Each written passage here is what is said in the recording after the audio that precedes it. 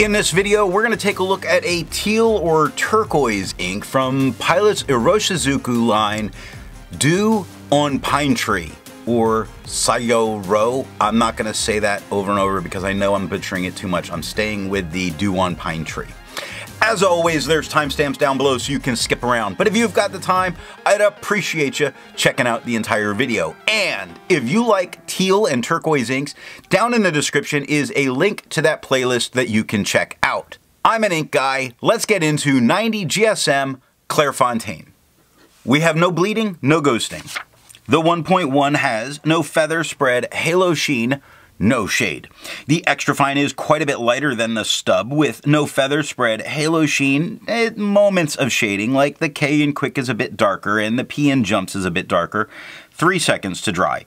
Medium is dark like the stub with no feather spread, halo sheen, no shade, and 6 seconds to dry. The scrubby of the extra fine shows a lot more color variation than the medium, and it did have a little, but not a ton, but the smear test, you probably could recover it if you smeared while you were writing.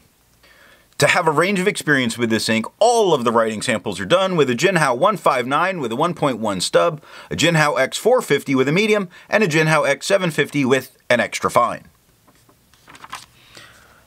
Then a Viscosity Van Gogh with a medium nib was inked up, used for day, and used to take the notes for this video.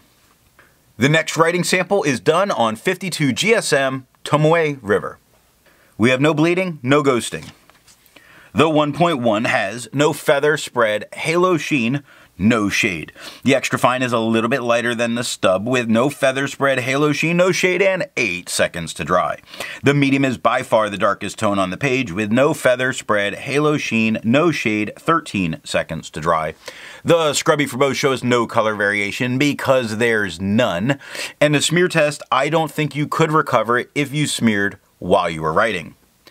I agree with Vita. There's a lot to learn by doing multiple chromatographies.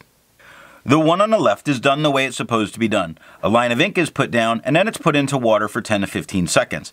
And it's fairly interesting that we see a much lighter blue here at the bottom and it's pushing its way up.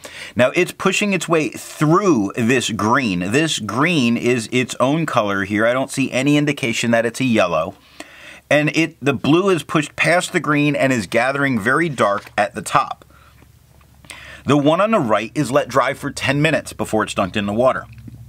We see that a lot of the blue is bonding with the paper in that 10 minutes and holding in the position very dark.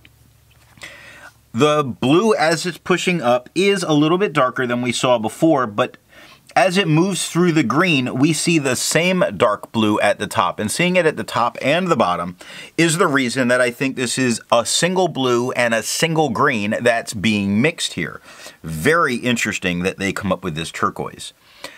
I do think there's a chance of some resistance with this ink. The next writing sample is done on 80 GSM Rhodia dot pad. No bleeding, no ghosting. The 1.1 has no feather spread, halo sheen, no shade. The extra fine is about the same tone as the stub with no feather spread, halo sheen. It does offer shade spots as quick goes dark to light to dark. The is quite a bit darker than the word lazy and 6 seconds to dry. Medium is darker than the extra fine, a little bit darker than the stub with no feather spread, halo sheen, no shades, 9 seconds to dry. The scrubby of the extra fine shows some color variation, and we got it there. The medium shows none, and we got none. But the smear test says you could likely recover it if you smeared while you were writing. Resistance tests are done to see how this ink can be expected to perform on the page, and more importantly, how hard it may be to clean from your pen. This smear is allowed to dry for 3 days before testing it. Looking at the highlighter, it holds itself together well enough to use in a note-taking situation if you needed to go back and highlight. I just don't like this tone under the highlighter personally. Now water's reactivating and lifting off the green, but not the blue. Look at that bright blue that's very much there. And I'm hoping it comes through in the picture that we do have this kind of red sheen in the swatch as we're moving our way up towards the pen flush, but that sheen didn't come through in any of the writing. Pen flush did break the ink down quite a bit more than the water did. We're starting to see the white of the paper want to come through, but it only takes water to get this out of your pen. 1/3 bleach solution completely obliterates it off the page, but you're not going to need that to get it out of your pen. The next writing sample is done on yellow Rhodia paper. This is done not to see a performance change, but really to take a look at tone changes we get when we use a yellow backdrop.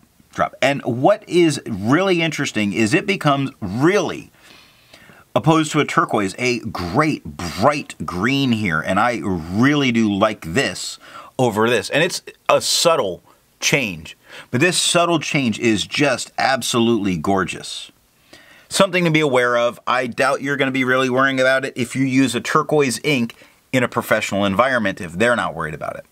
For the inks tested, the average viscosity was 2.5, with the realm of normal being from 2.1 to 2.9. Iroshizuku's Dew on Pine Tree has a viscosity of 1.88, making this a wet ink. If you're interested in how all that viscosity stuff is done, there's a link to that video down in the description.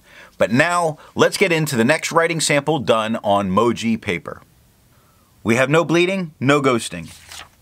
The 1.1 has no feather spread, halo sheen, no shading. The extra fine is a bit darker than the stub. With no feather spread, halo sheen, it shows some shading. Brown starts darker and gets lighter. Quick goes darker to lighter to darker. The is very dark and 4 seconds to dry. Medium is the same tone as the extra fine with no feather spread, halo sheen, it shades well. Brown goes dark to light. Quick goes dark to light to dark. The is very dark. 7 seconds to dry. Scrubby for both does show some good color variation, and we are getting it up in the writing. And the smear test, you could definitely recover it if you smeared while you were writing. For the inks tested, the average dry time was 17 seconds, with the realm of normal being from 13 to 21 seconds. Iroshizuku's Dew on Pine Tree has an average dry time of 8 seconds, making this a very fast drying ink. The last writing sample is done on a composition notebook like you would have used in your science class. We have no bleeding, no ghosting. That medium has no feather, spread, halo sheen, no shade. There's actually some light feathering I'm seeing on the K and the U of Iroshizuku. But other than that, really very good. I can't see this stopping anybody from using it. The medium is a little bit lighter than the stub with no feather spread, halo sheen, no shade, 3 seconds to dry.